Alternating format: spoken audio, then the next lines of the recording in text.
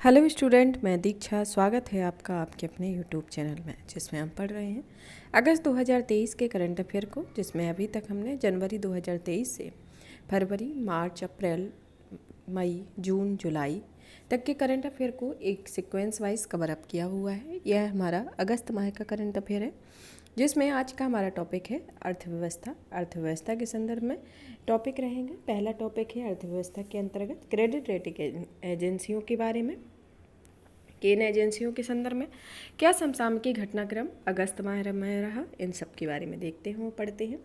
कि हाल ही में credit rating agency Moody's ने भारत की Baa3 रेटिंग की पुष्टि की हुई है और भारतीय अर्थव्यवस्था को लेकर स्थिर दृष्टिकोण बनाए रखा है। तो किसके द्वारा यह क्रेडिट रेटिंग एजेंसी की पुष्टि की गई है?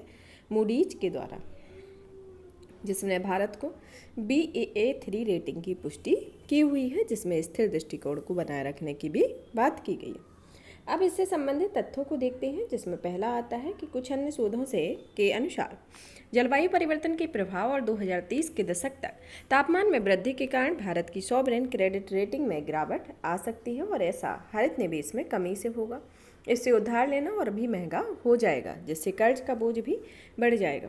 सॉवरेन या संप्रूव रेटिंग के जरिए देश की ऋण चुकाने की क्षमता या कर्ज चुकाने के पिछले रिकॉर्ड का आकलन किया जाता है और निवेशक किसी देश में निवेश करते समय उस देश की ऋण चुकाने की क्षमता को मुख्य पैमाने में इस्तेमाल करते हैं। क्रेडिट रेटिंग एजेंसियों से मिलने वाली रेटिंग का असर $66 ट्रिलियन से अधिक के संप्रभु ऋण पर पड़ता है और ऐसे में वे वैश्विक पूंजी के लिए गेटकीपर के रूप में कार्य करती हैं। वर्तमान में 3 प्रमुख क्रेडिट रेटिंग एजेंसी है, जिसमें पहली आती है स्टैंडर्ड एंड पुअर, दूसरी आती है मूडीज और तीसरी आती है फिच। इन तीनों रेटिंग एजेंसियों ने भारत को निवेश ऋण की रेटिंग प्रदान की हुई है और किसी सरकार की ऋण चुकाने की क्षमता का आकलन करने के लिए कई मानदंड होते हैं और इसके कुछ मानदंड निम्न प्रकार से हैं। पहला आता है कि राजनीतिक जोखिम, कर व्यवस्था, राष्ट्रीय मुद्रा की वैल्यू और श्रम कानून है।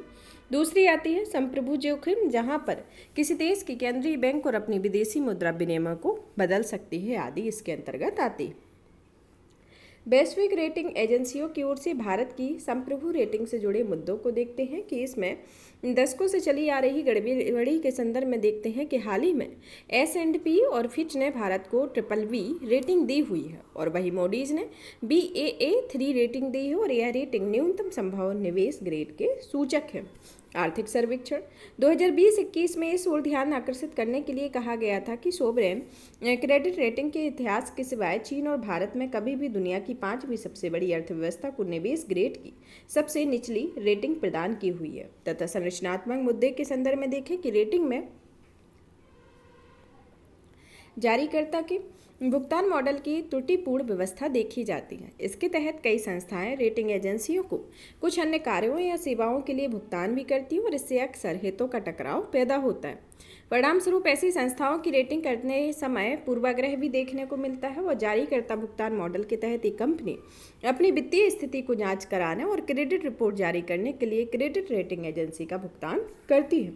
रेटिंग जारी करते समय भारतीय अर्थव्यवस्था की बुनियादी स्थितियों पर विचार नहीं किया जाता है तथा ऋण भुगतान करने की भारत की क्षमता और मंशा निम्नलिखित तथ्यों से स्पष्ट हो जाती है, जिसके अंतर्गत पहला आता है कि भारत ने कभी भी संप्रभु ऋण पर डिफॉल्ट नहीं किया है। भारत का विदेशी मुद्रा भंडार बेहतर स्थिति में है और जुलाई 2023 तक भारत का विदेशी मुद्रा भंडार $607 बिलियन का था। देश में जीडीपी की तुलना में विदेशी ऋण का अनुपात लगभग 19 से 20% था, जो कि कम है और भारत एफडीआई में सबसे बड़े प्राप्तकर्ताओं में से एक है, जबकि विदेशी पोर्टफोलियो निवेश आकर्षित करने के मामले में भारत अग्रणी देशों में वो अपने शामिल है। अब आता है संप्रभु क्रेडिट रेटिंग जारी करने के पूर्वाग्रह और मनमानेपन के संदर्भ में कि यह स्थिति विशेष रूप से कम रेटिंग वाले देशों के साथ देखी जाती है और इस तथ्य को आर्थिक सर्वेक्षण में भी रेखांकित किया जा सकता है, जिसके अंतर्गत पहला आता है कि इसमें आर्थिक सर्वेक्षण में रेखांकित किए गए अध्ययन के अनुसार क्रेडिट रेटिंग एजेंसियों ने 1999 से 2010 तक विकसित देशों की मैक्रो इकोनॉमिक स्थितियों को दरकिनार करते हुए उसे उच्च रेटिंग दी हुई थी। क्रेडिट रेटिंग की प्रो राइसाइक्लिंग प्रगति के संदर्भ में देखें कि इसके कारण अर्थव्यवस्था में तात्कालिक परिवर्तन से रेटिंग में भी परिवर्तन आ जाता है। इससे अर्थव्यवस्था की दीर्घकालिक मजबूत स्थिति की उपेक्षा कर दी जाती है। इसका अर्थव्यवस्था पर प्रतिकूल प्रभाव भी पड़ सकता है। इससे विकासशील देशों में एफपीआई अंतर्वाह प्रभावित होता है, जिससे अर्थव्यवस्था को नुकसान पहुंचता है तथा आर्थिक संकट और गंभीर होता जाता है। वैश्विक क्रेडिट एजेंसियों को विनिमय नहीं होता है, जिसमें क्रेडिट रेटिंग एजेंसियों में रेटिंग देने का निर्णय कैसे पहुंचती है और इसके बारे में अधिक जानकारी देने वाली पारदर्शी तंत्र का भी अभाव होता है। इसके संदर्भ में प्रमुख क्रेडिट एजेंसियों के संदर्भ में भारत की संप्रभु क्रेडिट रेटिंग से जुड़े प्रमुख मुद्दे हैं। अब जानते हैं कि क्रेडिट रेटिंग की भूमिका के बारे में। किया है, निवेशकों को तथ्य या साक्ष्य के आधारित निर्णय लेने में मदद करती हैं। दूसरा आता है कि यह संस्थाएं समय पर भुगतान करने के लिए तत्पर रहती हैं। और तीसरा आता है कि यह ऋण लेने वालों के लिए डिफॉल्ट होने या ब्याज सहित ऋण चुकाने की संभावना दर्शाती है। और चौथा आता है कि घरेलू और अंतर्राष्ट्रीय बाजार में निवेशकों के बॉन्ड बेचने में राष्ट्रों तथा राज्यों को सक्षम बनाती है। इसमें क्रेडिट रेटिंग की भूमिका है। अब आता है कि भारत में भारतीय प्रतिभूति या विनिमय बोर्ड या सेबी विनिमय 1999 के तहत सभी क्रेडिट रेटिंग फर्मों को विनियमित करता है। इसके अंतर्गत 7 क्रेडिट रेटिंग एजेंसियां हैं, जिसमें पहली क्रेडिट एजेंसी आती है जो credit rating information services of India limited है। दूसरी आती है credit analysis and research limited. तीसरी आती है investment information and credit rating agency of India limited. चौथी आती है Acuite rating and research Brickwork rating India private limited. 6 number पर आती है India rating and research private limited. और 7 नंबर पर आती है Infomerics valuation and rating private limited. इसके अंतर्गत ये प्रमुख 7 रेटिंग एजेंसियां आती हैं। ये एजेंसियां निम्नलिखित तरीके से कार्य करती हैं। ये समय पर जानकारी उपलब्ध कराकर निष्पक्ष राय देकर बाजार भागीदारों को सशक्त बनाती हैं, वित्तीय बाजार के विकास और उसके अधिक कुशल बनाने में मदद करती हैं और किसी व्यक्ति या कंपनी का ऋण चुकाने की क्षमता का मूल्यांकन एवं आकलन करती हैं। इसके अंतर्गत इत्यादि और भी कई कार्य करती हैं। आगे की राय में देखते हैं कि क्रेडिट रेटिंग एजेंसियों को भी विनिमय के दायरे में लाना चाहिए। इसके अंतर्गत एक वैश्विक सुपर विनियामक की स्थापना से रेटिंग एजेंसियों की विनियामकी से संबंधित चिंताओं को दूर किया जा सकता है। दूसरा आता है कि इससे संबंधित विनिमय में क्रेडिट रेटिंग पर निर्भरता को कम कर सकता है। और दीर्घकालिक रेटिंग के संदर्भ में देखें कि यह रेटिंग एजेंसियों को अधिक स्पष्ट और दीर्घकालिक क्रेडिट रेटिंग विश्लेषण करने के लिए एक बाध्य किया जाना चाहिए। और ऐसा इसलिए क्योंकि अर्थव्यवस्था की तात्कालिक स्थिति के आधार पर की गई रेटिंग भ्रामक हो सकती है।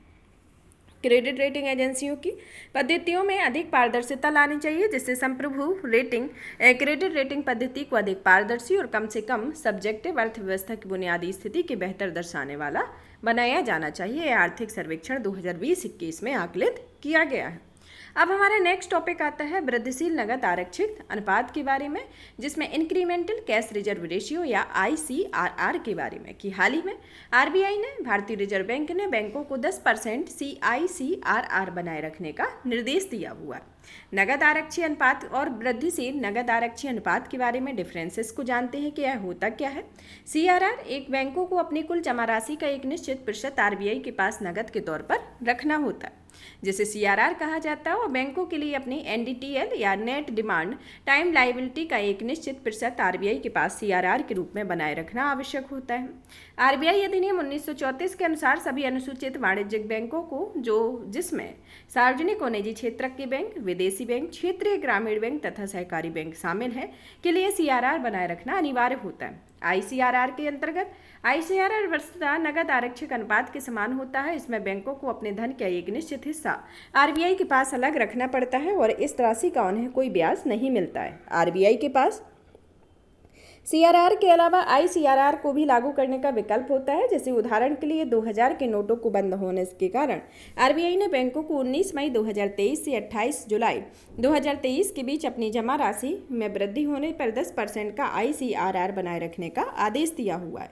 इसका तात्पर्य है कि बैंकों को CRR और ICRR दोनों को आरबीआई के पास बनाए रखना था। इसके संदर्भ में है। अब आता है कि इसमें जो NDTL की को अर्थात नेट डिमांड टाइम लायबिलिटी को निश्चित करने की बात की गई है। तो जानते हैं कि NDTL क्या है। NDTL एक प्रकार से एक किसी बैंक की डिमांड और टाइम लायबिलिटी या ODTL तथा सार्वजनिक क्षेत्र के या किसी और बैंक में उसके द्वारा रखी गई परिसंपत्तियों के रूप में जमा राशि के रूप में अंतर को दर्शाता है, जिसमें NDTL demand liability plus time liability plus is equal to दूसरे बैंक के जमा राशि इसके संदर्भ में होती है। अब जानते हैं कि सीआरआर के साथ आईसीआरआर के कैसे लागू किया जाता है। जब सीआरआर केवल सीआरआर लागू था तो उसके संदर्भ में देखते हैं, फिर सीआरआर के साथ आईसीआरआर के साथ में लागू होने के बारे में भी देखते हैं। जब सीआरआर केवल लागू था तब 19 मई 2023 को बैंक का एनडीटीएल सीआरआर के लिए जमा प्रपत्र के रूप में आरबीआई द्वारा प्रतिबंधित था, जिसमें 4.5% की सीआरआर दर से लागू हुआ था। और सीआरआर के साथ आईसीआरआर के लागू होने पर यह 19 मई 2023 को बैंक का एनडीटीएल 4.5% की दर से सीआरआर लागू हुआ। और इसके साथ ही एनडीटीएल में 19 मई 2023 से 28 जुलाई 2023 तक की वृद्धि की गई, जिसमें 10% का सीआरआर की लागू की गई, जिसमें सीआरआर के लिए जमा प्रपत्र और आईसीआरआर के लिए जमा प्रपत्र आरबीआई द्वारा प्रतिबंधित किए गए हैं। अब आता है आईसीआरआर की आखिर आवश्यकता क्यों पड़ी जब पहले से सीआरआर चल रहा है। तो तरलता में हुई वृद्धि को संभालने के लिए हाल ही में सरकारी व्यय में बढ़ोतरी, विदेशी निवेश में वृद्धि, 2000 रुपये के नोटों की वापसी आदि कारणों से अर्थव्यवस्था में तरलता में वृद्धि दर्ज की गई। एक अनुमान के अनुसार आईसीआरआर के जरिए अर्थव्यवस्था में 20,000 करोड़ से 40,000 करोड़ की राशि वापस आरबीआई के पास आ जाएगी। मुद्रास्फीति पर नियंत्रण होगा, जिससे सीपीआई आधारित भारत की खुदरा मुद्रास्फीति जो जून 4.9% की तुलना में जुलाई 2023 में बढ़कर 7.5% हो गई थी, इसे नियंत्रण में लाने के लिए सख्त मौद्रिक नीति अपनाने की आवश्यकता है। बैंकिंग लचीलेपन में कि सीआरआर ने वृद्धि में नकदी का बफर बनता है, इससे आर्थिक संकट के समय बैंकों को सुरक्षित रखने में मदद मिलती है। इससे बफर का उपयोग बाहरी और आंतरिक आर्थिक आघातों से निपटने के लिए किया जाता है। जैसे उदाहरण के लिए आईसीआरआर बैंक ऋण के संभावित खतरे से सुरक्षा प्रदान करता है। ऋण वितरण में कमी होती है, जिससे तरलता में कमी से बैंकों की ऋण देने की क्षमता में कमी आती है, और ऋण वितरण में कमी से वस्तुएं एवं सेवाओं की मांग में कमी आएगी, और इससे अर्थव्यवस्था में कुल या समग्र मांग को में भी कम हो जाएगी। इसके अंतर्गत इसमें बैंक ऋण की डेफिनेशन को देखते हैं कि जो बैंक ऋण क्या होता है। यह किसी बैंक या अन्य वित्तीय संस्थानों की दिवालिया होने से के डर से जब बड़ी संख्या में उसके ग्राहक अपनी जमा राशि निकालने लगते हैं तो उन्हें बैंक ऋण कहा जाता है। आप जानते हैं इसके निष्कर्ष के तौर पर समझें तो यह आरबीआई के अनुसार आईसीआरआर केवल अस्थायी उपाय है। यह व्यापक प्रभाव डाले बिना अर्थव्यवस्था में अधिशेष तरलता की स्थिति से निपटने का एक तरीका होता है, जिसे लंबी अवधि में अधिशेष तरलता से निपटने के लिए कई उपाय भी लागू किए जाने चाहिए। इसके संदर्भ में है कई उपाय भी लागू किए जाने चाहिए। अब जानते हैं तरलता प्रबंधन के उपाय के बारे में, जिसके अंतर्गत पहला उपाय आता है स्थायी जमा सुविधा, दूसरा आता है रेपो रिवर्स रेपो दरों में बदलाव, तीसरा आता है खुला बाजार परिचालन, और चौथा आता है अर्थोपाय अग्रिम के बारे में, जिसके अंतर्गत पहला आता है स्थायी जमा सुविधा के बारे में कि इसके अंतर्गत आरबीआई को कोई सरकारी प्रतिभूति दिए बिना उसमें तरलता अवशोषित कर लेता है। रेपो रेट और रिवर्स रेटों में बदलाव के संदर्भ में कि इन दरों में बदलाव में बैंकों में जमा राशि पर मिलने वाली ब्याज दर के साथ साथ ऋण देने की दरों पर भी प्रत्यक्ष प्रभाव पड़ता है। खुला बाजार परिचालन होता है, जिससे आरबीआई द्वारा सरकारी प्रतिभूतियों की बिक्री या खरीद को खुला बाजार परिचालन कहा जाता है। और अर्थोपाय अग्रिम के अंतर्गत इसमें केंद्र या राज्य सरकारों को अस्थायी तौर पर ऋण देने की एक सुविधा होती है। इसके अंतर्गत एक कुछ तरलता प्रबंधन के अन्य उपाय हैं। अब आता है भारत में स्टार्टअप्स के बारे में कि हाल ही में वाणिज्य संबंधी संसदीय स्थायी समिति ने भारत को लाभ पहुंचाने के लिए स्टार्टअप इकोसिस्टम शीर्षक से एक रिपोर्ट पेश की हुई है। अब जानते हैं भारत में स्टार्टअप्स के बारे में, इसकी परिभाषा और मानदंड को समझते हैं कि वाणिज्य एवं उद्योग मंत्रालय के उद्योग संवर्धन और आंतरिक व्यापार विभाग DPIIT तथा स्टार्टअप इंडिया योजना के तहत दिए गए निर्धारित मानदंडों को पूरा करने वाली किसी कंपनी या इकाई को स्टार्टअप कहा जाता है। ये मानदंड निम्नलिखित है। पहला आता है कि कंपनी के संचालन की अवधि होती है, उसका अस्तित्व और संचालन की अवधि उसके निगमन की तिथि से 10 वर्ष से अधिक नहीं होना चाहिए। दूसरा आता है कंपनी के प्रकार के संदर्भ में कि उसका निगमन प्राइवेट लिमिटेड कंपनी, पंजीकृत साझेदारी फर्म या सीमित देयता साझेदारी के रूप में होना चाहिए। तीसरा आता है वार्षिक टर्नओवर होना चाहिए, जिसके तहत उसके निगमन के बाद किसी भी वर्ष के दौरान वार्षिक टर्नओवर 100 करोड़ से अधिक नहीं होना चाहिए। मूल कंपनी के संदर्भ में उसकी स्थापना के पहले से ही मौजूद व्यवसाय को विभाजित करके या उसका पुनर्निर्माण करके नहीं की गई हो। और पांचवा आता है कि नवाचारी एवं कारोबार की क्षमता को बढ़ावा देना, जिससे उत्पादन, प्रक्रिया या सेवा के विकास या उसमें सुधार की दिशा में काम करना चाहिए, या और बिजनेस मॉडल में संपदा या कारोबार को बढ़ाने की क्षमता होनी चाहिए, ताकि ताकि रोजगार पैदा हो सके। इसके संदर्भ में कुछ परिभाषाओं एवं इनके मानदंड दिए गए हैं।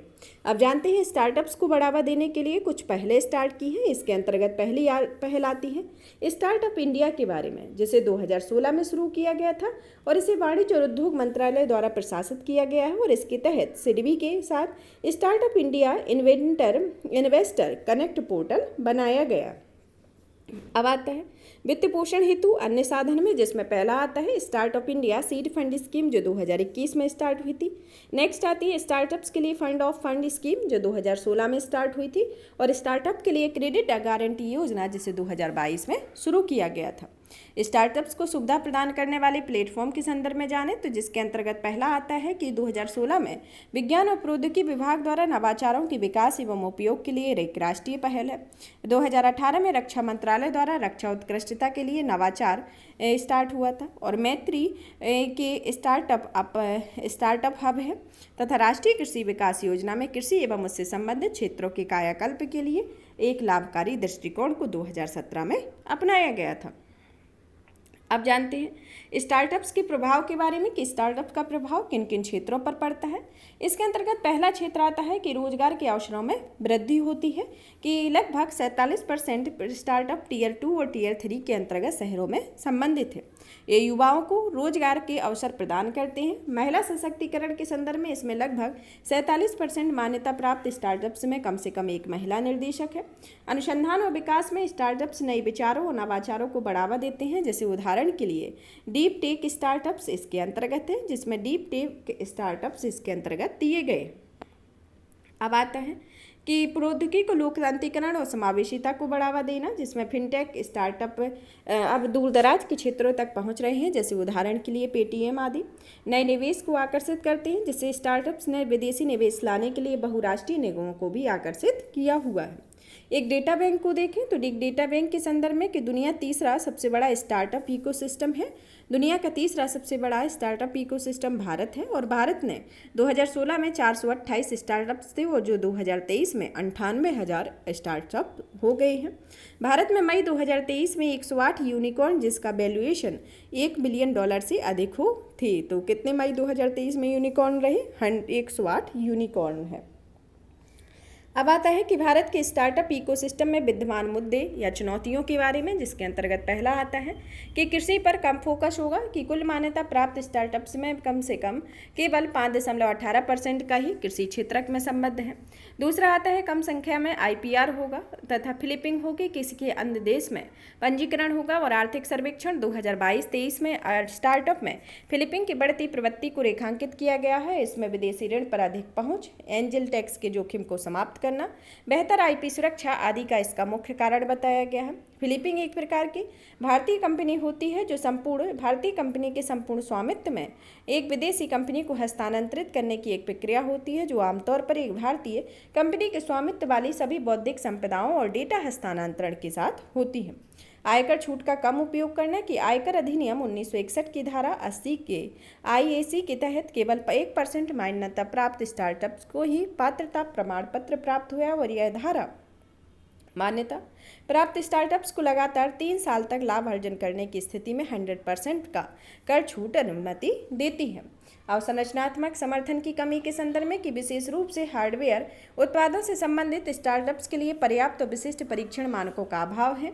वित्त पोषण की अनिश्चितता के संदर्भ में देखते हैं कि ऐसे में एंजल निवेशकों और उद्यम पूंजी फर्मों के स्टार्टअप्स को वित्त पोषण स्टार्टअप्स द्वारा प्रूफ ऑफ कॉन्सेप्ट प्रदान किए जाने के बाद ही उपलब्ध होता है। अब आता है रिपोर्ट में की गई सिफारिशों के बारे में कि पहला आता है इसमें रिपोर्ट में जो सिफारिशें की गई हैं कि एडवांस प्रौद्योगिकियों को अपनाने के लिए प्रोत्साहित करना, जैसे उदाहरण के तौर पर इंटरनेट ऑफ थिंग, डेटा एनालिटिकल्स आदि से उत्पादकता में सुधार होगा, संसाधनों का अधिकतम उपयोग संभव हो सकेगा और कृषि कार्यों में निर्णय लेने की क्षमता में वृद्धि होगी। इसके संदर्भ में फिर आता है महिला उद्यमियों पर केंद्रित कोष की स्थापना की जाएगी, बिनामी या कानूनी ढांचे में छूट होगी, आयकर अधिनियम में 1961 में संशोधन किया जाएगा, डायनेमिक टेस्टिंग और प्रमाणन मानक होगा, प्रतिभा की कमी को पूरा किया जाएगा और साझेदारी को प्रोत्साहित किया जाएगा, जिसमें स्टार्टअप और अनुसंधान संसाधनों के बीच सहयोगी नवाचार को बढ़ावा दिया जाएगा और जिससे अनुसंधान एवं विकास साझेदारी की स्थापित की जानी चाहिए। अब आते हैं इससे संबंधित सुर्खियों में देखते हैं कि राष्ट्रीय डीप टेक स्टार्टअप नीति 2023 के मसौदा जारी किया गया। इस नीति के अंतर्गत के डीप टेक स्टार्टअप के बारे में कि यह डीप टेक स्टार्टअप आमतौर पर एक नया समाधान तैयार करना है। यह वैज्ञानिक या अभियांत्रिकी विषय के अंतर्गत नए ज्ञान के आधार पर या कई क्षेत्रों में ज्ञान का इस्तेमाल कर समाधान तैयार करता है। इसमें अधिकांश बिजनेस टू बिजनेस मॉडल पर काम करते हैं और यह दर्शाता है कि वे अपना ध्यान उद्यमी ग्राहकों पर केंद्रित करते हैं। साथ ही ये विशेष औद्योगिक आवश्यकताओं के अनुरूप तकनीकी समाधान को भी प्रदान करते हैं। मसौदा NDT-SP 2023 के मुख्य बिंदुओं पर नजर डालें तो उसके अंतर्गत पहला आता है कि मूलभूत और नवीन समाधान हेतु वैज्ञानिक अनुसंधान में निवेश करना। दूसरा आता है कि बौद्धिक संपदा प्रणाली को मजबूत करना। इसके अंतर्गत तीसरा आता है अत्याधुनिक और दोहरे उपयोग वाली प्रौद्योगिकियों के विकास के लिए एक इकोसिस्टम बनाने हेतु सार्वजनिक और निजी उद्योग विशेषकर MSME एवं स्टार्टअप्स को भागीदारी को प्रोत्साहित करना है। शैक्षणिक संस्थानों व अनुसंधान एवं विकास प्रतिष्ठानों में फ्रंटियर साइंटिफिक इंफ्रास्ट्रक्चर की स्थापना करना और अलग अलग डीप टेक डोमेन में लेबोरेटरी सैंडबॉक्स की स्थापना की जानी चाहिए। अब आता है कि डीप टेक स्टार्टअप्स की विशेषताओं के बारे में, जिसके अंतर्गत पहली विशेषता आती है अनिश्चितता के संदर्भ में कि अनिश्चितता के संदर्भ में इसमें तकनीक तथा वैज्ञानिक पक्ष को लेकर व्यापक अनिश्चितता होती है और ये सफल या असफल हो सकते हैं।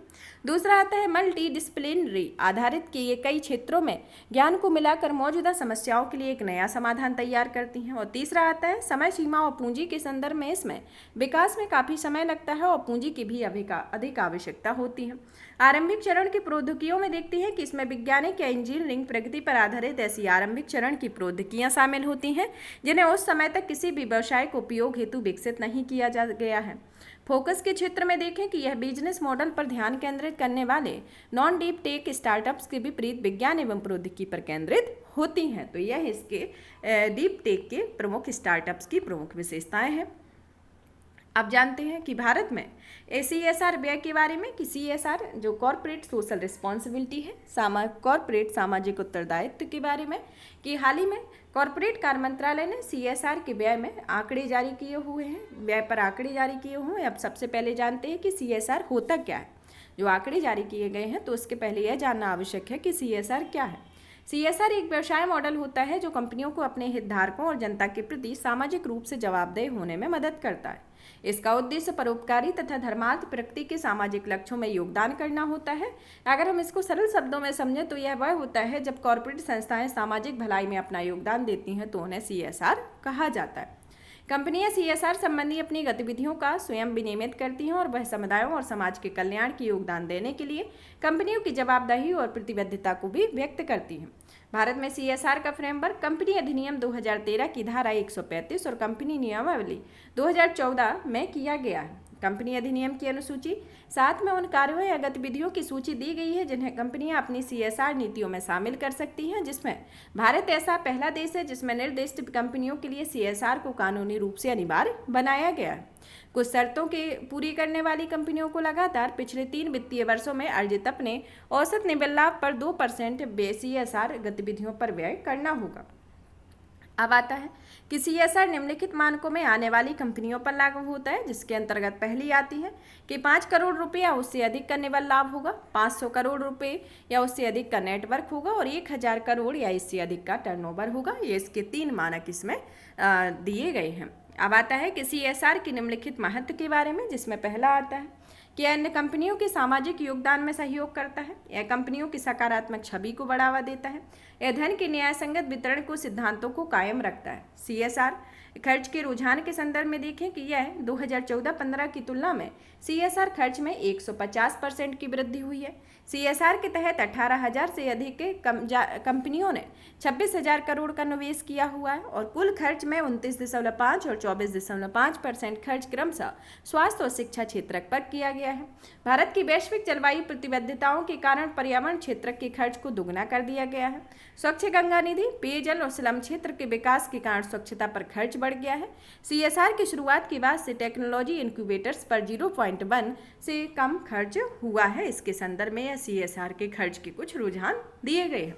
अब आता है कि भारत में CSR व्यय से संबंधित समस्याओं के बारे में, जिसके अंतर्गत पहला आता है कि उचित कार्यान्वयन का अभाव होना, कि अधिनियम के प्रावधानों के तहत निर्धारित CSR फंड से होने वाली व्यय की प्रभावी तरीके से निगरानी नहीं की जा रही है, जिससे उदाहरण के लिए कॉरपोरेट्स की स्थायी कार्यान्वयन एजेंसियों में पारदर्शिता संबंधी कमियां मौजूद हैं।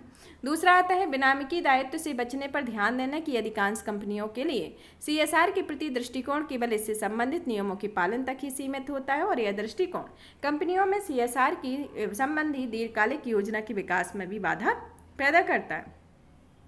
भौगोलिक पूर्वाग्रह के संदर्भ में कि KPMG एक रिपोर्ट के अनुसार कंपनियां अपने CSR फंड का अधिकांश हिस्सा आर्थिक रूप से विकसित राज्यों अर्थात महाराष्ट्र, कर्नाटक आदि पर व्यय करती हैं। कम खर्च के संदर्भ में KPMG के अनुसार देश में 100 से अधिक कंपनियां में 52 कंपनियां CSR गतिविधियों पर अनिवार्य 2% खर्च करने में विफल रही हैं। CSR गतिविधियों में सामुदायिक भागीदारी के अभाव के संदर्भ में देखा जाए तो यह स्थानीय समुदायों कंपनियों में CSR की गतिविधियों में कम भाग लेते हैं और अपना योगदान भी कम ही देते हैं। इनका मुख्य कारण यह होता है कि यह स्थानीय समुदायों के पास CSR के बारे में या तो बहुत कम या बिल्कुल भी जानकारी नहीं होती है। सुव्यवस्थित NGO की अनुपलब्धता का होना, कि कंपनियों के समुदाय को वास्तविक जरूरतों की पहचान करने में मुश्किल का सामना करना पड़ता है और गैर सरकारी संगठनों, कंपनियों या समुदायों के बीच एक सेतु के रूप में कार्य करके उसके परियोजनाओं को सुव्यवस्थित करके एक अंतराल को समाप्त किया जा सकता है।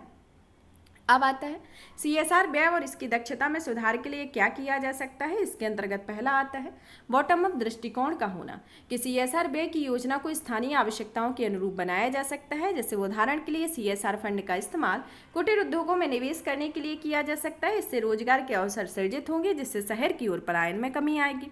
फिर आता है कि सामाजिक कल्याण को प्राथमिकता देना, कि CSR व्यय का सबसे अधिक उपयोग सामाजिक और आर्थिक न्याय सुनिश्चित करने के लिए किया जाना चाहिए। जैसे उदाहरण के लिए खनन और लघु वनोपज की बिक्री से होने वाले लाभ का न्याय संगत पुनर्वितरण सुनिश्चित हो सके। प्रदर्शन प्रबंधन और कार्यक्रम मूल्यांकन का होना, विविधीकरण होना, SDG के साथ संरेखण होना, जिससे कंपनियां अपने लक्ष्यों CSR खर्च को SDG के साथ जोड़कर देख सकती हैं। जैसे उदाहरण के तौर पर लैंगिक समानता, टिकाऊ उपभोग आदि होता है। मीडिया की मांग भूमिका के संदर्भ में, कि मीडिया सफल CSR पहलों को उत्तम उदाहरणों की उजागर करने में मदद करती है और कंपनियों की चल रही विविध CSR पहलों के बारे में स्थानीय आबादी में जागरूकता का प्रसार करेगी और यह संवेदनशील बनाएगी। इसके संदर्भ में अब आता है स्वयं सहायता समूह के संदर्भ में, कि हाल ही में सरकार द्वारा घोषणा की गई है कि लखपति दीदी योजना के तहत 2 करोड़ महिलाओं को कौशल प्रशिक्षण दिया जाएगा। तो किसके अंतर्गत? लखपति दीदी योजना के तहत। इसका उद्देश्य महिलाओं को सूक्ष्म उद्यम शुरू करने के लिए प्रोत्साहित करना है। अब जानते हैं लखपति दीदी योजना के बारे में, कि यह योजना का उद्देश्य ग्रामीण सेल्फ हेल्प ग्रुप से जुड़ी महिलाओं के प्रति कम से कम 1 लाख रुपए कमाने में सक्षम बनाना है। और वर्ष 2021 में ग्रामीण विकास मंत्रालय के द्वारा लखपति सेल्फ हेल्प ग्रुप महिला पहल शुरू की गई और यह पहल महिलाओं के नेतृत्व के दृष्टिकोण पर आधारित है। इसमें शामिल की गई कुछ गतिविधियां हैं, कि इसके अंतर्गत पहला आता है कि महिलाओं को प्लम्बिंग, LED बल्ब बनाने, ड्रोन के संचालन और उसकी मरम्मत करने जैसे कौशल प्रदान किए जाएंगे। महिलाओं को सशक्त बनाने के लिए SHG की भूमिका को देखें तो आर्थिक क्षेत्र के संदर्भ में इसके अंतर्गत पहली आती है कि उद्यमशीलता की संस्कृति को बढ़ावा देना, जो ग्रामीण क्षेत्रों में रहने वाली महिलाओं के कौशल में सुधार करके उन्हें विविध उद्यम संबंधी गतिविधियों को शामिल होने से सक्षम बनाती है। दूसरा आता है वित्त प्रदान करना, जो सेल्फ हेल्प ग्रुप के व्यवसायों को चालू रखने के लिए सूक्ष्म ऋण प्रदान करती है, जिसमें व्यापक उद्यमशीलता और निर्णय निर्माण और कौशल विकसित करने के लिए सदस्यों के लिए एक सक्षमकारी परिवेश सृजित करता है। श्रम बल में भागीदारी के संदर्भ में आर्थिक सर्वेक्षण 2022-23 के अनुसार 2018-19 में ग्रामीण महिला श्रम बल भागीदारी दर 19.7% थी, जिसे 2020-21 में बढ़ाकर 27.7% हो गई है और सेल्फ हेल्प ग्रुप में ग्रामीण एवं शहरी भारत के बीच मौजूद अंतराल को भी समाप्त कर रहे हैं। आर्थिक क्षेत्र के संदर्भ में है। सामाजिक क्षेत्र के संदर्भ में देखें कि यह सेल्फ हेल्प ग्रुप की मजबूत सामाजिक नेटवर्क स्थापित करने और स्थानीय संस्थाओं को सशक्त बनाने में योगदान दे रहे हैं। इस प्रकार से ये सामाजिक पूंजी को बढ़ावा देने में अपना योगदान दे रहे हैं। सेल्फ हेल्प ग्रुप की मदद से महिलाओं की स्थिति बेहतर हुई है, जैसे उदाहरण के तौर पर पारिवारिक निर्णय लेने में उनकी भागीदारी बढ़ी है इत्यादि, और ये राष्ट्रीय लक्ष्यों को पूरा करने में सहायक सिद्ध हो रहे हैं, जैसे SDG 5 जो लैंगिक समानता प्राप्त करना है और SDG 16 जो शांति, न्याय और मजबूत संस्थान आदि होते हैं। आपदा और अन्य विपदापूर्ण तनावपूर्ण परिस्थितियों के दौरान कोविड-19 महामारी के दौरान एसडीजी ने मास्क, सैनिटाइजर, सुरक्षात्मक उपकरणों के उत्पादन में आगे बढ़ाने का नेतृत्व भी किया हुआ है। अब राजनीतिक क्षेत्र को देखें तो कई क्षेत्रों में कई सेल्फ हेल्प ग्रुप ने अपने अधिकारों की वकालत शुरू कर दी है और साथ ही ये दबाव समूहों के माध्यम से अपनी आजीविका को बनाते हुए राजनीतिक भागीदारी में कदम भी रख रहे हैं। इसके संदर्भ में तो इसके अंतर्गत महिलाओं को सशक्त बनाने के संदर्भ में हमने आर्थिक क्षेत्र के बारे में पढ़ा, सामाजिक क्षेत्र के बारे में पढ़ा और इसके साथ ही राजनीतिक क्षेत्र के बारे में पढ़ा। आप जानते हैं कि सेल्फ हेल्प ग्रुप होते क्या है, जिनके बारे में यह चर्चा की गई है। सेल्फ हेल्प ग्रुप गांव आधारित अनौपचारिक वित्तीय मध्यवर्ती समिति होती है जो आमतौर पर 10 से 20 स्थानीय महिलाओं से मिलकर बनी होती है। इसकी प्रकृति स्वैच्छिक होती है। जो आर्थिक सर्वेक्षण 2022-23 के अनुसार भारत में लगभग 12 मिलियन सेल्फ हेल्प ग्रुप कार्यरत हैं। इसमें 88% सेल्फ हेल्प ग्रुप की सभी सदस्य महिलाएं हैं। भारत ने सेल्फ हेल्प ग्रुप की सफलता के कुछ उदाहरण देखे हैं, जिसमें केरल में कुदुम्बश्री, बिहार में जीविका, महाराष्ट्र में महिला आर्थिक विकास महामंडल और लद्दाख में लूम्स आदि शामिल हैं। यह इसके प्रमुख सेल्फ हेल्प ग्रुप के प्रमुख उदाहरण हैं। अब आता है सेल्फ हेल्प ग्रुप को बढ़ावा देने के लिए प्रमुख पहलें स्टार्ट हुई हैं। इसके अंतर्गत स्वयं सहायता समूह बैंक लिंकेज कार्यक्रम यह पहल है और यह 1992 में राष्ट्रीय कृषि विकास ग्रामीण बैंक जो नाबार्ड है इसके अंतर्गत एजेंसी और इसे 1992 में स्थापित किया गया था और इसकी विशेषताओं में यह सेल्फ हेल्प ग्रुप के बैंकों से जोड़ेगी। दीनदयाल अंत्योदय योजना राष्ट्रीय ग्रामीण आजीविका मिशन के तहत, जिसे 2011 में एनआरएलएम के रूप में ग्रामीण विकास मंत्रालय द्वारा इसके अंतर्गत यह प्रमुख एजेंसी है और इसे 2011 में एनआरएलएम के द्वारा विकसित किया गया था। यह गरीब ग्रामीण महिलाओं को सेल्फ हेल्प ग्रुप से जोड़ना और उनको लगातार बढ़ावा तथा सहायता प्रदान करना है और जिसे वर्ष 2015 में इनका नाम बदलकर DNRLM कर दिया गया है। अब आता है स्टार्टअप ग्राम उद्यमिता कार्यक्रम के बारे में, जिसे 2016 में शुरू किया गया था और यह DNRLM के तहत एक उपयोजना है और इसकी विशेषताओं में यह गैर कृषि क्षेत्रों में ग्रामीण स्तर पर उद्यम स्थापित करने में सेल्फ हेल्प ग्रुप की सहायता प्रदान करता है। महिला किसान सशक्तिकरण परियोजना के अंतर्गत यह परियोजना को 2011 में DNRLM के तहत यह उपयोजना है, जिसे कृषि में शामिल महिलाओं की भागीदारी और उत्पादकता को बढ़ाने के लिए सुनियोजित निवेश करके उन्हें मजबूत बनाना है। साथ ही ग्रामीण महिलाओं के कृषि आधारित आजीविका को निर्माण करना और उसे बनाए रखना है। दीनदयाल उपाध्याय ग्रामीण कौशल्य योजना, जिसे 2014 में स्टार्ट किया गया है, यह DNRLM के तहत एक उपयोजना है जो 15 से 35 वर्ष की आयु के सबसे गरीब युवाओं को कौशल प्रदान करता है। इसके संदर्भ में है। अब आ जाता है कि सेल्फ हेल्प ग्रुप द्वारा सामना की जाने वाली चुनौतियों एवं मुद्दों के बारे में, कि जिसके अंतर्गत पहला आता है कि वित्त की कम उपलब्धता का होना, सहयोग का अभाव होना, जिसमें एकजुटता बनाना मुश्किल होता है और भी अलग अलग पृष्ठभूमि जैसे जाति, धर्म आदि की आती हैं, इसके अंतर्गत आती हैं, तो उसके कारण उसमें एकजुटता बनाने में अभाव दिखाई देता है। पितृसत्ता का प्रचलन होना, SDG की सीमित परिभाषा होना, खराब मार्केटिंग होना, जिसमें बहुत अच्छे उत्पाद और टीम के बावजूद भी उनका बाजार में संपर्क बेहतर नहीं होता है। अन्य मुद्दे जैसे व्यवसाय के कोर मूल्यों के बारे में समझ का अभाव होना, अल्पकालिक लाभ पर फोकस होना, कमजोर प्रबंधन ढांचा इत्यादि इसके संदर्भ में प्रमुख मुद्दे हैं।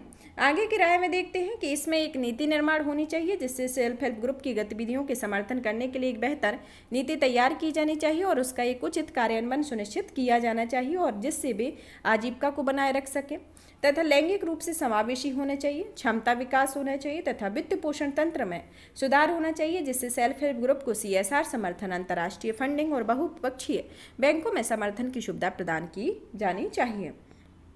अब आता है प्रत्यक्ष लाभ अंतरण के बारे में, कि डायरेक्ट बेनिफिट ट्रांसफर के बारे में, कि हाल ही में केंद्रीय वित्त मंत्रालय के अनुसार सरकार ने प्रत्यक्ष लाभ अंतरण को अपनाकर 2014 से 2023 तक करदाताओं को 2.73 लाख करोड़ रुपए बचाए हुए हैं। या DBT के तहत लक्षित लाभार्थियों को सीधे उनके बैंक खाते से धन भेजकर वित्तीय लाभ प्रदान किया जाता है। अब जानते हैं DBT के बारे में कि DBT होता क्या है। इसके उद्देश्य को सबसे पहले जानेंगे कि इसका उद्देश्य केंद्र सरकार द्वारा लाभार्थियों को आवंटित धन के वितरण में पारदर्शिता लाना है और हेरफेर की गुंजाइश को समाप्त करना, जिसकी शुरुआत 2013 में देश के चुनिंदा जिलों में शुरू की गई थी और इसे 2014 में पूरे देश में लागू कर दिया गया।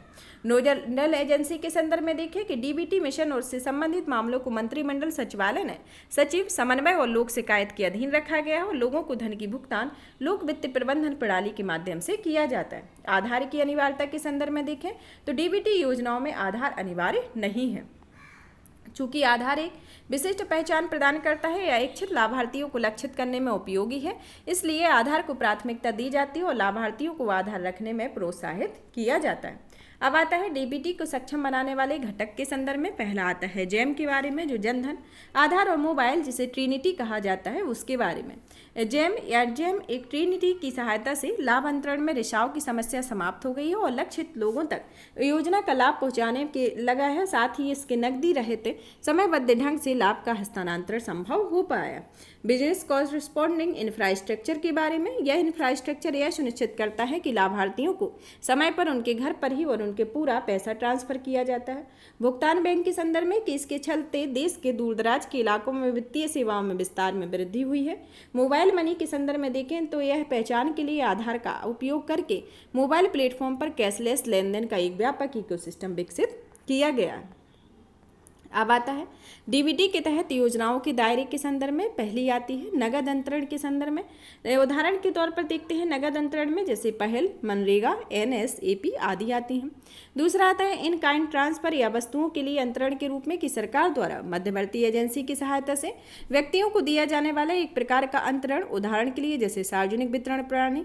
तीसरा आता है अन्य अंतरण के संदर्भ में देखते हैं कि इसके तहत सरकार ने अलग अलग गैर सरकारी कार्यकर्ताओं को अंतरण करना शामिल किया हुआ है और ये गैर सरकारी कार्यकर्ता अंतिम छोर तक अलग अलग सरकारी योजनाओं की पहुंच को सुगम बनाने में मदद करते हैं। जैसे उदाहरण के लिए एनएचएम के तहत आशा कार्यकर्ता, आईसीडीएस के तहत आंगनवाड़ी कार्यकर्ता आदि आते हैं। इसके तहत ये प्रमुख योजनाओं का दायरा है। अब जानते हैं डीबीटी के प्रभाव के बारे में।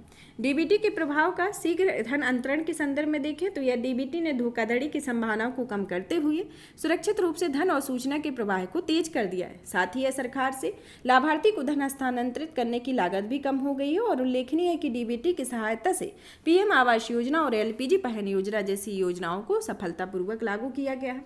भ्रष्टाचार में कमी देखी गई है। इसमें पात्र लाभार्थियों की पहचान करने में मदद मिली है, जिससे सरकारी अधिकारियों सहित बिचौलियों की आवश्यकताओं को समाप्त कर दिया जाता है और लाभार्थी फंड पाने के लिए अपने आधार से लिंक बैंक खाते का इस्तेमाल कर रहे हैं। इससे सब्सिडी के दोहराए से बचने में मदद मिली हुई है। वित्तीय समावेशन होता है जिसमें लोगों को बैंक खाते खोलने के लिए प्रोत्साहित किया गया है। बेहतर निगरानी होती है जिससे सरकारी योजनाओं में जुड़े नागरिकों, लाभार्थियों दोनों के लिए एक निगरानी करने तथा उसमें तक पहुंचने में मदद सक्षम कर बनाती है। सशक्त नागरिक होना जिससे डीबीटी में लोगों की सरकार के अन्य ई गवर्नेंस सेवाओं का लाभ उठाने के लिए प्रोत्साहित किया गया। अब आता है डीबीटी के कार्यान्वयन में चुनौतियों के संदर्भ में देखें कि इसके अंतर्गत पहली चुनौती आती है कि लाभार्थियों की पहचान का होना। जैसे उदाहरण के तौर पर कथित तौर पर पीएम किसान निधि की पात्रता संबंधी जटिल मानदंडों के कारण अपात्र लाभार्थियों को ही करोड़ों की धनराशि वितरित कर दी गई है और पहचान और नामांकन के बाद डेटा बेस प्रबंधन की भी चुनौती बनी हुई है।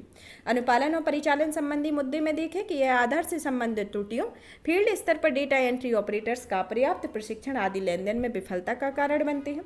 कम वित्तीय समावेशन होता है जैसे अधिकतर ग्रामीण क्षेत्रों में लोगों, अनुसूचित जनजातियों आदि की बैंक खाते तक कम पहुंच होती है, जिसके कारण डीबीटी का लाभ सभी तक नहीं पहुंच पाता। डिजिटल विभाजन और निरक्षरता जैसी स्थिति होती है जिससे सबसे गरीब 20% परिवारों में से केवल 2.7% के पास ही कंप्यूटर तक पहुंच है और 8.9% के पास इंटरनेट सुविधाएं हैं। अन्य के संदर्भ में देखें कि यह अन्य लाभार्थियों को शिकायत निवारण तंत्र प्रभाव तरीके से कार्य नहीं करता, जो डीबीटी डेटा सुरक्षा, निजता के उल्लंघन जैसी समस्याओं का सामना करते हैं। आगे की राय में देखें तो यह एक शिकायत निवारण तंत्र होना चाहिए जिसमें प्रधानमंत्री कार्यालय द्वारा एक समुचित ग्राहक शिकायत निवारण तंत्र की व्यवस्था करनी चाहिए और उसका एक समन्वय करना चाहिए। बेहतर समन्वय व भागीदारिता होनी चाहिए, सहभागिता होनी चाहिए, महिला एजेंट्स को बढ़ावा दिया जाना चाहिए और भारत नेट जैसी डिजिटल इंफ्रास्ट्रक्चर पहल को भी बढ़ावा दिया जाना चाहिए। यहाँ पर यह टॉपिक फिनिश होता है। अब नेक्स्ट टॉपिक आता है आधिकारिक सांख्यिकी पर राष्ट्रीय नीति मसौदे के बारे में।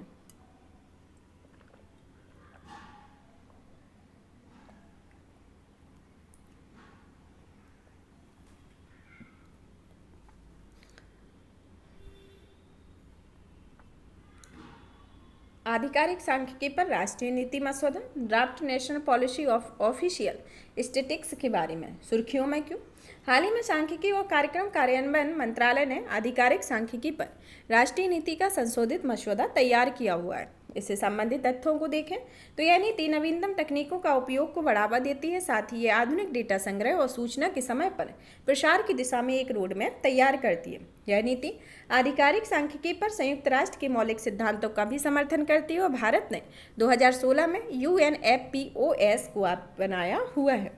आधिकारिक सांख्यिकी की परिभाषा को देखें तो यह परिभाषा UNFPOS, जो आधिकारिक सांख्यिकी पर संयुक्त राष्ट्र के मौलिक सिद्धांतों के अनुसार आधिकारिक सांख्यिकी में सरकारी एजेंसियों द्वारा एकत्रित आंकड़े शामिल हैं और ये आंकड़े सांख्यिकी सर्वेक्षण, प्रशासनिक व पंजीकरण रिकॉर्ड और नियमित रूप से प्रशासित किए जाने वाले अन्य दस्तावेजों से एकत्र किए गए। भारत में आधिकारिक सांख्यिकी प्रणाली की वर्तमान स्थिति को देखें तो जिसमें केंद्र सरकार की भूमिका के संदर्भ में देखें तो सबसे पहले भारत में आधिकारिक सांख्यिकी प्रणाली को केंद्रीय स्तर पर केंद्रीय मंत्रालयों के बीच क्षैतिज रूप से विभाजित किया गया है। वहीं दूसरी ओर इसमें केंद्र व राज्यों केंद्र शासित प्रदेशों के बीच लंबवत रूप से इसे विभाजित किया गया। राष्ट्रीय स्तर पर ministry of static and MOSP के देशों में सांख्यिकी प्रणाली में एकीकृत विकास योजना को बनाने के लिए एक नोडल एजेंसी बनाई गई और राज्य की भूमिका के संदर्भ में देखें कि राज्यों में आधिकारिक सांख्यिकी प्रणाली आमतौर पर राज्य स्तर के विभागों को मध्य क्षैतिज रूप से विकेंद्रीकृत किया गया। शीर्ष स्तर पर आर्थिक एवं सांख्यिकी निर्देशालय राज्य या केंद्र शासित प्रदेशों में सांख्यिकी गतिविधियों का भी समर्थन करती है।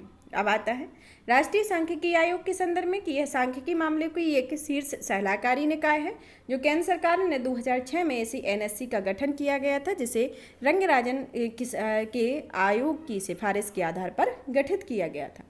7वीं अनुसूची के स्थान में कि सांख्यिकी विषय संघ सूची की प्रविष्टि 94 और संवर्ती सूची की प्रविष्टि 45 में समाहित है। कानून के संदर्भ में देखें कि सांख्यिकी से संबंधित विशेष कानूनों के तहत संबंधित सांख्यिकी गतिविधियों का संचालन किया जाता है। इसमें कानून में जनगणना अधिनियम 1948, जन्म एवं मृत्यु पंजीकरण अधिनियम 1969 और सांख्यिकी संग्रह अधिनियम 2008 को शामिल किया गया है। कोर या मुख्य सांख्यिकी की विशेषताओं में देखें कि इसके अंतर्गत पहला आता है कि यह राष्ट्रीय महत्व का होना चाहिए। दूसरा आता है सरकार के सभी स्तरों पर निर्धारित प्रोटोकॉल के अनुसार इनका संग्रह करना तथा प्रसार करना अनिवार्य है। तीसरा आता है कि इससे निर्धारित परिभाषाओं तथा अवधारणाओं की मानकों को अनुरूप होना चाहिए। और चौथा आता है कि इससे पूर्व निर्धारित समय अंतराल के साथ समय समय पर अपडेट किया जाना चाहिए। और पांचवा आता है कि इससे अलग अलग पृथक स्तरों पर उपलब्ध करवाना होता है। अब आता है कि MPOS की आवश्यकता और महत्व के बारे में। इसके अंतर्गत पहला आता है कि डेटा गुणवत्ता में सुधार होना चाहिए, डिजिटल रूपांतरण होना चाहिए, जिसके अंतर्गत NPOS समकालीन डिजिटल संचारित सांख्यिकी रूपांतरणों का समर्थन करती है और ये रूपांतरण डेटा संग्रह, संकलन, प्रोसेसिंग, भंडारण, एकीकरण, विश्लेषण और प्रसार जैसी गतिविधियों में भी क्रांतिकारी बदलाव लाएंगे।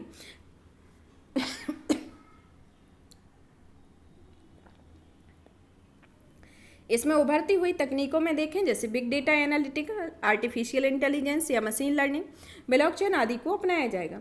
जनता के विश्वास में वृद्धि के संदर्भ में देखें कि यह निम्नलिखित कदमों से आधिकारिक आंकड़ों में जनता का विश्वास बढ़ेगा और साथ ही यह सरकार पर लोगों का भरोसा भी बढ़ेगा।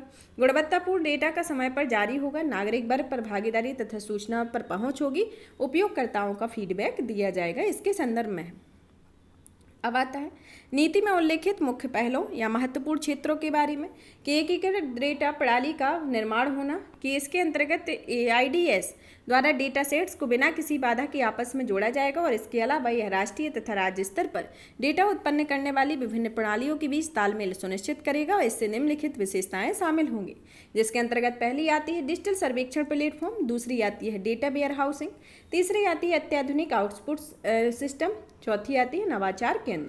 कोर आधिकारिक सांख्यिकी के अंतर्गत मुख्य सांख्यिकी उत्पादन जैसे सकल घरेलू उत्पाद, मूल्य सूचकांक, SDG आदि को कोर सांख्यिकी के रूप में डिजाइन किया गया है। इसमें 8 डोमेन या क्षेत्रों के लिए कोर सांख्यिकी की एक सूची भी तैयार की गई है। सर्वेक्षण हेतु नवाचार को देखें कि NPOS के तहत अलग अलग सर्वेक्षणों में नियोजन और विकास को एक नई दिशा देने का प्रयास किया गया है, जिसका उद्देश्य डेटा उपलब्धता में विद्यमान कमियों की पहचान करना, दोहराव से बचना और निर्धारित समय सीमा को बनाए रखते हुए सर्वेक्षणों के परिणामों को जारी किया जाता है। आधिकारिक सांख्यिकी की गुणवत्ता में वृद्धि के निम्नलिखित प्रोत्साहन है, जिसके अंतर्गत पहला होता है कि सांख्यिकी की समय समय पर समीक्षा और शामिल चरणों का दस्तावेजीकरण करना। दूसरा आता है डेटा उत्पादों की नीति आयोग के डेटा गवर्नेंस क्वालिटी इंडेक्स के अनुरूप होना। तीसरा आता है एडवांस तकनीकी उपयोग का तकनीक उपकरणों का उपयोग करना। सांख्यिकी समन्वय को बढ़ावा देने के संदर्भ में इसमें केंद्रीय मंत्रालयों और राज्यों या केंद्र शासित प्रदेशों की एक संस्थागत तंत्र की स्थापना करने का उपबंध किया गया हो, जिसका उद्देश्य सांख्यिकी सलाहकारों की सहायता से MOSPI के साथ समन्वय किया जाना चाहिए। सांख्यिकी अधिकारियों की क्षमता का विकास, विभिन्न गतिविधियों या योजनाओं के वित्त पोषित सांख्यिकी अधिकारियों की क्षमता का विकास किया जाना चाहिए, जिससे प्रशिक्षण, बुनियादी ढांचे का विस्तार, जन जागरूकता का कार्य, सांख्यिकी पेशेवरों की अंतर्राष्ट्रीय पद्धतियों से अवगत कराना आदि शामिल होता है। इसको निष्कर्ष के तौर पर समझें तो NPOS भरोसेमंद, सामयिक या अविश्वसनीय सामाजिक आर्थिक डेटा प्रदान करने के लिए एवं मजबूत करने के हेतु एक मजबूत और आधुनिक ढांचा प्रदान करता है। इसके अलावा यह डेटा संचालित शासन निर्णय प्रणाली शुरू करने में भी मदद करेगा। अब आता है भारत में न्यू कार असेसमेंट प्रोग्राम के बारे में या NCAC के बारे में। हाल ही में सड़क परिवहन एवं राजमार्ग मंत्रालय ने वाहनों के दुर्घटनाग्रस्त होने की स्थिति में सेफ्टी टेस्ट के लिए एक स्वदेश स्टार रेटिंग प्रणाली शुरू की हुई है। इस प्रणाली के तहत भारतीय कार निर्माता 5 स्टार रेटिंग स्केल पर अपने वाहनों का क्रैश सेफ्टी टेस्ट या सुरक्षा का आकलन करवा सकते हैं और इससे रेटिंग ऑटोमोटिव इंडस्ट्री स्टैंडर्ड जो 197 के अनुरूप है, जिसमें AIS 197 समग्र मूल्यांकन पद्धति, वाहन चयन प्रक्रिया, अलग अलग टेस्ट और उनके आकलन से संबंधित प्रोटोकॉल शामिल होता है। यह प्रणाली global new car assessment programme पर आधारित है, जो ग्लोबल प्रोग्राम संयुक्त राष्ट्र के मोटर वाहन सुरक्षा मानकों को दुनिया भर में सार्वभौमिक रूप से अपनाने का बढ़ावा देता है। Global NCAP towards zero foundation की एक परियोजना होती है और यह फाउंडेशन यूनाइटेड किंगडम में एक पंजीकृत एक चैरिटी संस्था है। भारत NCAP के मुख्य बिंदुओं को देखें तो इसके अंतर्गत पहला आता है कि यह किस पर लागू होगा। यह प्रणाली ऐसे यात्री वाहनों पर लागू होती है जिसमें ड्राइविंग सीट के अलावा 8+1 से अधिक सीटें नहीं हो, वाहन के कुल वजन 3500 किलोग्राम से अधिक नहीं हो, साथ ही ये वाहन भारत में विनिर्मित, भारत में बिकने वाले होने चाहिए। और इस कार्यक्रम के तहत दहन इंजन के साथ साथ CNG और इलेक्ट्रिक वाहनों का परीक्षण किया जा सकता है। टेस्ट प्रोटोकॉल के अंतर्गत इसके अंतर्गत adult occupant safety, child occupant safety और कार में लगाई गई सेफ्टी असिस्ट टेक्नोलॉजी का आकलन किया गया और इसके अंतर्गत 3 टेस्ट कराए जाएंगे, जिसके अंतर्गत पहला frontal impact test, side impact test, side pole impact test आता है। आकलन के आधार पर AOP और COP के लिए 2 अलग अलग स्टार रेटिंग प्रदान की गई है। टेस्ट का प्रारूप वैसे तो यह टेस्ट स्वैच्छिक प्रकृति का होता है, लेकिन कार विनिर्माताओं को प्रोत्साहित किया जाएगा कि वे AIS 197 मानदंडों के अनुरूप अपने वाहन मॉडल का सेफ्टी टेस्ट करवाएं। इसके महत्व को देखें, जैसे पहला आता है सड़क सुरक्षा के संदर्भ में कि सड़क सुरक्षा के अंतर्गत यह प्रणाली उपभोक्ताओं को कार खरीदने से पहले सोच समझ कर निर्णय लेने में मदद करती है, जिससे सुरक्षित कारों को बढ़ावा मिलेगा। दूसरा आता है प्रौद्योगिकी के संदर्भ में कि इसमें विनिर्माण प्रक्रियाओं को हालिया सड़क सुरक्षा नियमों के अनुरूप बनाने में मदद मिलेगी। लागत प्रभावी के संदर्भ में इसमें विदेशों में होने वाली सेफ्टी टेस्ट की लागत 2.5 करोड़ है, जबकि भारत में इसके तहत टेस्ट की लागत 60 लाख रुपये है। प्रतिस्पर्धा को बढ़ावा मिलेगा, जिससे वैश्विक बाजार में भारतीय कारों के निर्यात में भी वृद्धि होगी। इसको निष्कर्ष के तौर पर देखें तो इसमें भारत NCAP के लागू होने से सड़क दुर्घटनाओं में होने वाली मौतों और घायलों की संख्या में कम करने और स्वास्थ्य देखभाल सेवा और बीमा क्षेत्र पर दबाव कम करने की मदद मिलेगी। साथ ही सड़क दुर्घटनाओं के कारण होने वाली मौतों और घायलों के कारण उत्पन्न मानसिक क्षति को कम करने में भी सकारात्मक सामाजिक प्रभाव को बढ़ावा मिलेगा। यहाँ पर यह टॉपिक फिनिश करते हैं। इस टॉपिक के साथ ही यह लेक्चर भी फिनिश करते हैं। यह हमारा पार्ट 1 होगा। इसी के साथ ही हम इकोनॉमी का पार्ट 2 कवर करेंगे। और भी इसी तरीके की वीडियो को देखने के लिए चैनल को सब्सक्राइब करें, ज़्यादा से ज़्यादा शेयर करें, वीडियो को लाइक करें। धन्यवाद।